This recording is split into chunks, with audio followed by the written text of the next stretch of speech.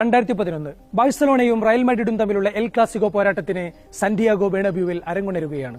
മത്സരത്തിന് മണിക്കൂറുകൾക്ക് മുമ്പ് സ്പാനിഷ് മാധ്യമമായ മാർക്കയിൽ ഒരു വാർത്ത പ്രത്യക്ഷപ്പെടുന്നു. ഇന്ന് പെപ്പെ സാബി അലോൺസോക്കും സാമി കദീരക്കുമൊപ്പം മിഡ്ഫീൽഡിലേക്ക് മാറും. കൂടാതെ ടീം ലൈനപ്പും വാർത്തയിലുണ്ട്. അങ്ങനെ റയൽ അതിയായി വിജയം ആഗ്രഹിച്ച മത്സരം 1-1 പിരിഞ്ഞു.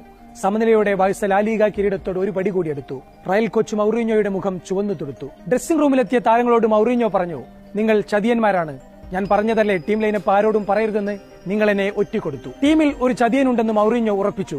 താരങ്ങളുടെ റൂമിൽ മൈക്രോഫോണുകളും ഹിഡൻ ഡിവൈസുകളും ഉണ്ടോ എന്ന് സെർച്ച് ചെയ്യാൻ അദ്ദേഹം ആവശ്യപ്പെട്ടു. വാർത്തകൾ നിരന്തരം ചോരുന്നതിൽ മൗറീഞ്ഞോ അസ്വസ്ഥനായിരുന്നു. താരങ്ങളുടെയും സ്റ്റാഫിന്റെയും ഫോൺ കോളുകൾ അന്വേഷിക്കാൻ വരെ അദ്ദേഹം ക്ലബിനോട് പറഞ്ഞു. ഒടുവിൽ മൗറീഞ്ഞോ പറഞ്ഞു, ക്ലബിലെ ആ ചാരൻ എല്ലാവരും വിശ്വസ്തനായി കരുതുന്ന ഇക്കേർ കസിയസ് ആണ്. സ്പാനിഷ് മാധ്യമപ്രവർത്തകനായ ഡിയോഗോ ടോറസിന്റെ the special one the dark side of Jose Mourinho എന്ന പുസ്തകത്തിലാണ് ഇങ്ങനെയൊരു സംഭവം പറയുന്നത്.